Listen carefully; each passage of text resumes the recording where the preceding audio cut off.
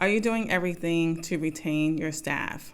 As nurse leaders, that's what I'm going to talk to you about today. When we are doing our onboarding, are we doing an amazing job to ensure that we can hold on to our new employees? A couple things that I want to talk about is a 90-day system, your buddy system. So perhaps you're doing your onboarding, and your onboarding isn't just to speed through the hiring process. It's to find out a little bit more about your new employee and some of the things that they like or don't like. The other thing that you would do is have that person be with the same person, whether it be the nurse or the CNA, have them follow that person's schedule. And then more importantly, evaluate your employees, especially your new hires, on a 30, 60, and 90-day evaluation. This provides an opportunity for you to evaluate them, but also receive valuable information on feedback that they can give you being a new employee. It's always good to get a fresh set of eyes. We as leaders, you may think that we're doing everything possible in the right manner. However, someone coming in might see it differently.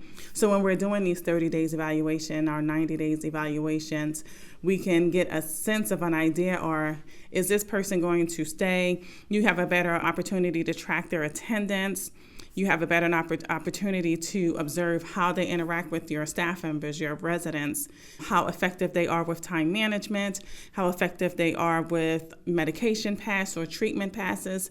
This is all that should be encompassing in that 90-day of your new hiring. Okay, so start there if you don't have that process in place. The other thing that you want to start thinking about when you're doing your onboarding and trying to retain your staff are incentives. Why would I come work for you rather than the facility down the street? Okay, could it be your wages? Could it just be your approach? Could it be the warm and welcoming environment that you have?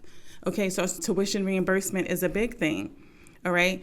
Remember, nurses are hot commodities. We can get a job anywhere. So why would the nurse want to come and provide services at your facility?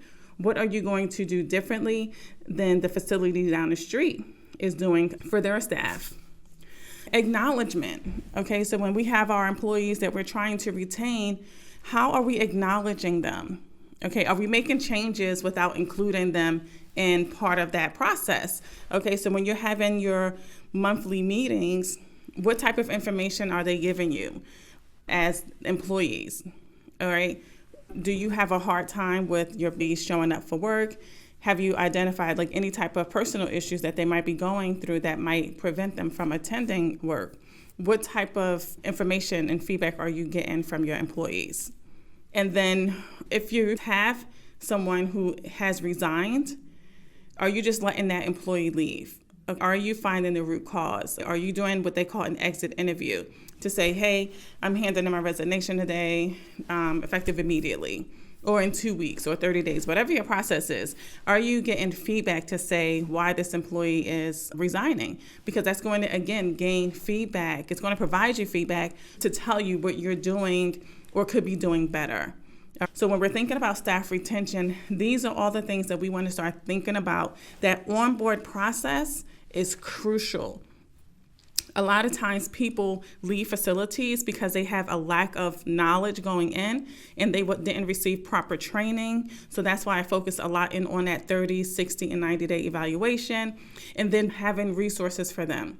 A lot of times they're leaving because they're saying, oh, I was just thrown into this position. I wasn't given proper training. No one followed up with me. So when you're doing your onboarding process, this is a crucial time. And then think about all the new hires that you do bring onto your team, the cost of that. So anybody that you're bringing on, you want to invest in giving them the proper resources that they need so that they can stay. But that 30, 60, 90-day evaluation will give you, as a nurse leader, a good opportunity to identify if this person is even a good fit for you. So it kind of goes both ways. You can gain feedback from them, and then you can also see, is this person someone that is going to be appropriate even for your team? All right, so start thinking about that when you're doing your new hires. Nurses Week is coming up in a couple weeks, okay? What are you going to do for your employees? This is going to go back to acknowledgement, things that we can do to retain our staff. So start thinking outside the box because, like I said, nurses are hot commodities. A lot of nurses are leaving the field, and some of them are just, utilizing agency because they know the advantages that they have when it comes to themselves being a nurse.